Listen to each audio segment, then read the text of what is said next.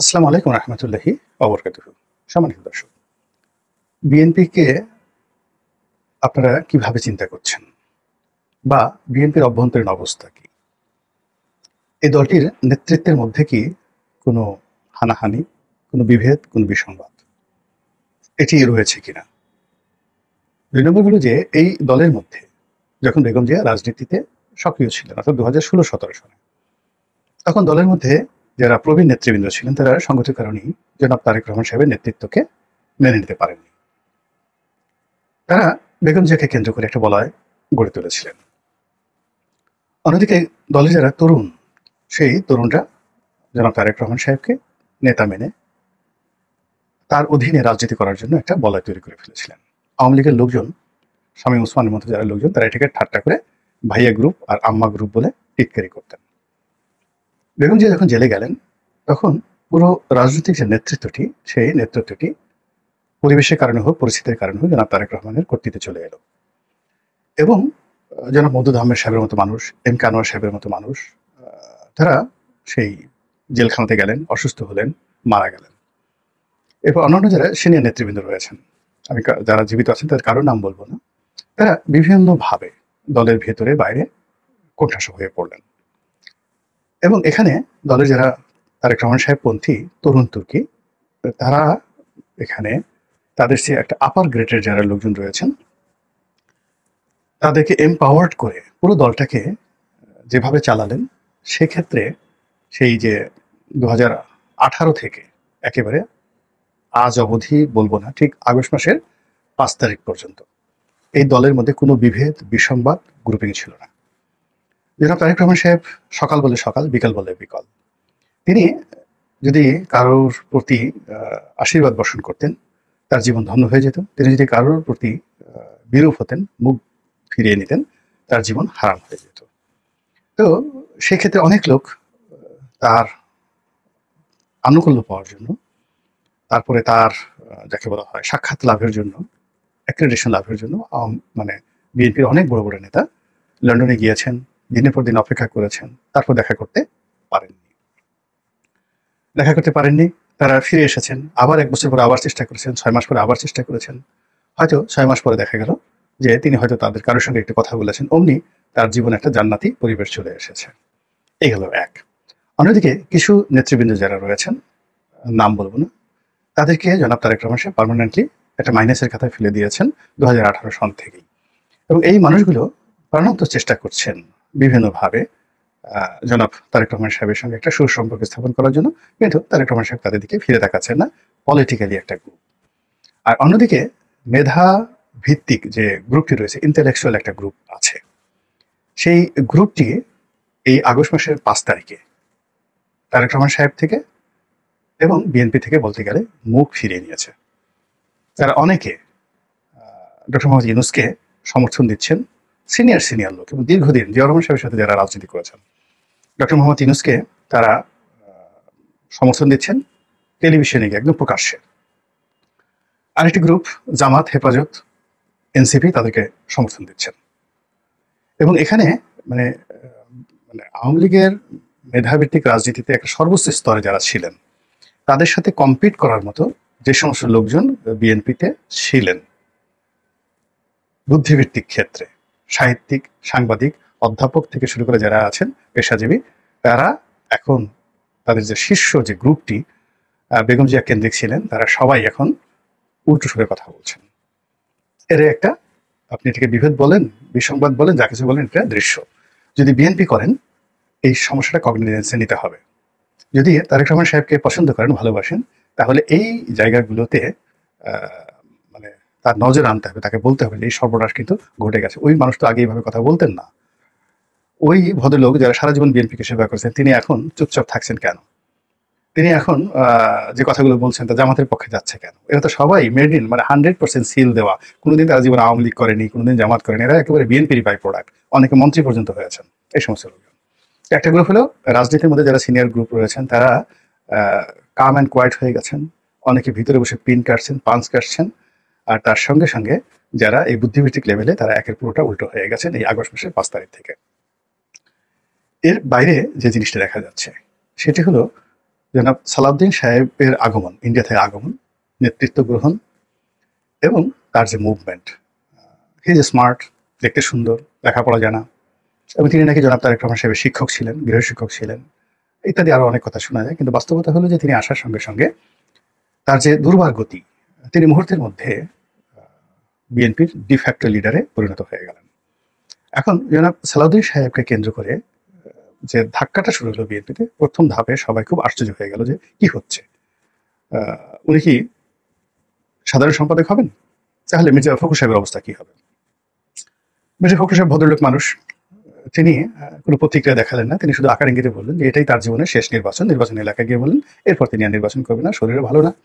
এর মধ্যে তিনি একবার অসুস্থ হয়ে গেলেন, সিঙ্গাপুরে চিকিৎসা করে আসলেন এবং খুবই পরিশীলিত ভাষায় তিনি কথাবার্তা বলেন এবং নিজের যে মাত্রা, সেই মাত্রার মধ্যে তিনি থাকার চেষ্টা করেন। এর বাইরে তিনি কোনো কিছু বলেন না। বলতে গেলে অনেকটা পরিবেশ পরিস্থিতির সঙ্গে তিনি আশ্চর্য হয়ে লক্ষ্য করছেন, কোনো প্রতিক্রিয়া দেখাচ্ছেন না। কিন্তু বিএনপি যে সকল ঝানু নেতা, যাদের রুট আছে এবং যারা বিএনপির বিভিন্ন সময় বিএনপির মধ্যে ইন্টারনাল গ্রুপিংয়ে যারা রীতিমতো ফাইট করে মানে সার্ভাইভ করে গেছে, সেই গ্রুপটি দেখা গেল যে একেবারে তলে তলে এমন কিছু করছেন যে কারণে বিএনপি নেতাকর্মীর সঙ্গে সালাউদ্দিন সাহেবের একটা দূরত্ব কিন্তু তৈরি হয়ে গেছে। আমি নাম বললাম না, অন্ততপক্ষে বিএনপির সর্বোচ্চ নীতি নির্ধারণী যে ফোরাম, সেখানে ৩-৪ জন লোক থেকে শুরু করে আর অনেকে, আপনি তাদের এই কত কয়েক মাসে কোনো মুভমেন্ট দেখবেন না, কোনো কথাবার্তা নেই। যেদিন সালাউদ্দিন সাহেব আসছেন সেদিন থেকে তাদের মুখ বন্ধ হয়ে গেছে। এবং যারা সাধারণ নেতাকর্মী, এখানে দেখেন একটা বলয় তৈরি হলো বুদ্ধিজীবীদের মাধ্যমে, একটা বলয় তৈরি হলো ধরনের তরুণ তুর্কি ভার্সেস পুরনোদের মধ্যে, আরেকটা হলো জনাব সালাউদ্দিন ভার্সেস অন্যান্য যারা আছেন, যারা এত মির্জা ফখরুল সাহেবকে কেন্দ্র করে আবর্তিত হচ্ছিলেন। এবং তারা অনেকে হয়তো ভাবছিলেন যে মির্জা ফখরুল সাহেব থাকুক বা নাও যদি থাকুক, তাদের মধ্যে গ্রুপিংটা ছিল না। কিন্তু সালাউদ্দিন সাহেবকে একেবারে ট্যাগ দিয়ে টার্গেট করে এখন যে সকল বিএনপির অভ্যন্তরে যারা নেতাকর্মী রয়েছেন, তারা যে সকল কথাবার্তা বলছেন, কর্মকাণ্ড করছেন, এগুলোর মধ্যে স্পষ্টতই একটা বিভক্তির সুর বেজে উঠছে। এবং এটা আপনি সালাউদ্দিন সাহেবের পোশাক আশাক কথাবার্তার মধ্যে দেখবেন, তার মধ্যে আগের সেই যাকে বলে জৌলুস নেই। তিনি অনেকটা ক্লান্ত, বিধ্বস্ত। যে সকল কথাবার্তা শুনছেন বা যা কিছু ঘটছে, তিনি না পারছেন বলতে, না পারছেন সহ্য করতে, এবং তিনি বলতে গেলে অনেকটা নিজেকে অনিরাপদে মনে করছেন। আমি দেখলাম যে যমুনাতে তিনি সর্বশেষ যখন দেখা করতে এলেন, তিনি তার নিজস্ব প্রাইভেট সিকিউরিটি বাহিনী নিয়ে এলেন। তিনি একটা দামি গাড়িতে এলেন, একটা যাকে বলে ল্যান্ড ক্রুজার V8। তারপর তারকে আবার প্রোটোকল দেওয়ার জন্য সেই অনেকগুলো লাইট, টর্চ লাইট জ্বালিয়ে জ্বালিয়ে 20-25 জন বা 10-12 জনের ওরকম একটা ওয়াগনে করে তাকে সিকিউরিটি দিয়ে যেভাবে আনা হয়। তো এটা প্রথম কিন্তু তিনি এই কাজটি করেননি। তিনি একা একাই নিজের গাড়িতে করে মুভমেন্ট করতেন। অনেকটা মির্জা ফখরুল সাহেব যেটা করেন, তিনি মানে একেবারে বিএনপির কঠিন বিপদের সময় কখনো প্রোটোকল নিয়ে ঘুরেননি। তো প্রোটোকল নিয়ে সাধারণত ঘুরতেন হলো আব্দুল আল মিন্টু সাহেব। তো এখন আব্দুল আল মিন্টু সাহেব সেই প্রোটোকল নেন না এই আগস্ট মাসের 5 তারিখের পরে। কিন্তু আওয়ামী লীগের জমানাতে তিনি কিন্তু সামনে পিছনে 4-5টা গাড়ি নিয়ে তিনি কিন্তু সবসময় মুভমেন্ট করতেন, ঢাকার বাইরে গেল। তো যাই হোক, যে কাজটি সালাউদ্দিন সাহেবকে আমি দেখলাম যে অতি সম্প্রতি তিনি শুরু করেছেন, এটা এক ধরনের ইনসিকিউরিটি বোধ থেকে হতে পারে, অথবা নিজেকে অধিক গুরুত্বপূর্ণ বা ভিআইপি দেখানোর জন্য হতে পারে। What ever maybe it happened, এই ঘটনাটা ঘটে গেছে।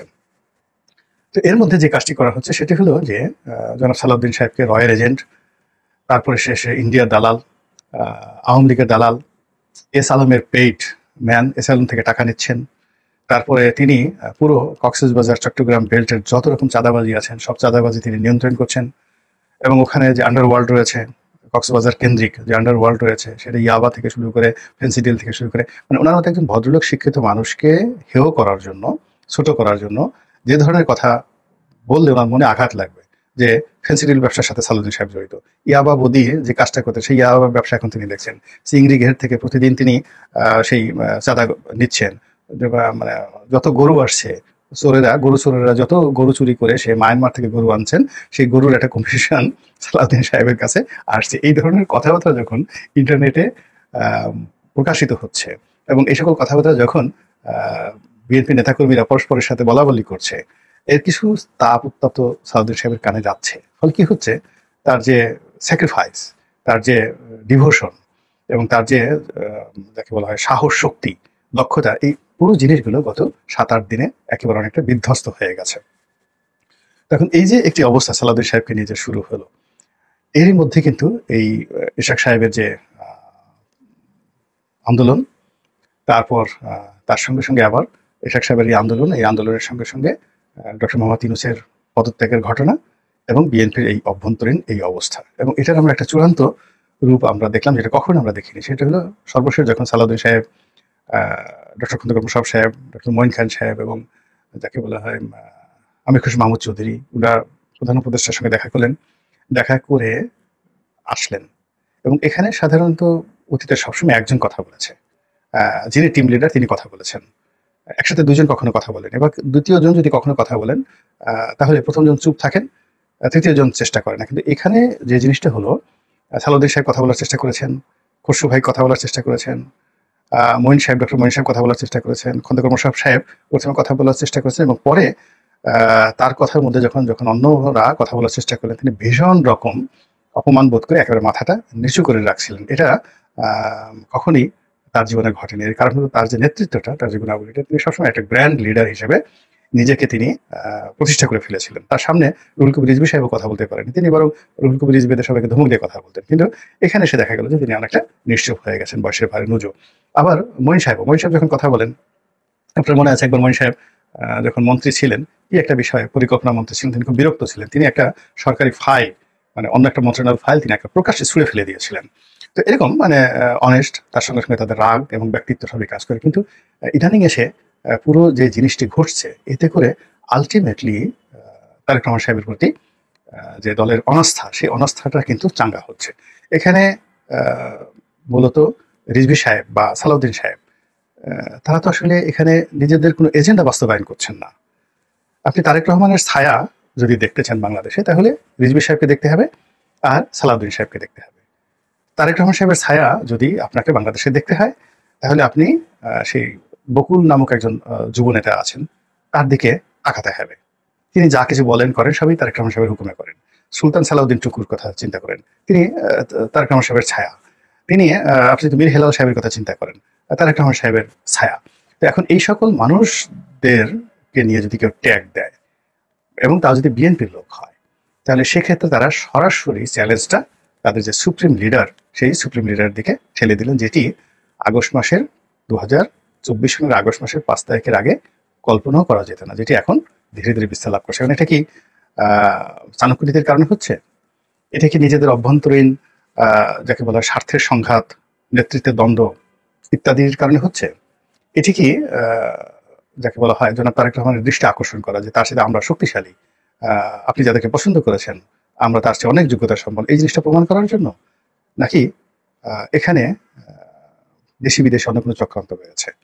ঘটনা যাই হোক না কেন, বিএনপির উচিত এই বিষয়গুলো নিষ্পত্তি করা। মহান আল্লাহ আমাদের সবাইকে হেদায়েত দান করুন এবং হেফাজত করুন। আসসালামু আলাইকুম ওয়া রাহমাতুল্লাহি ওয়া বারাকাতুহু।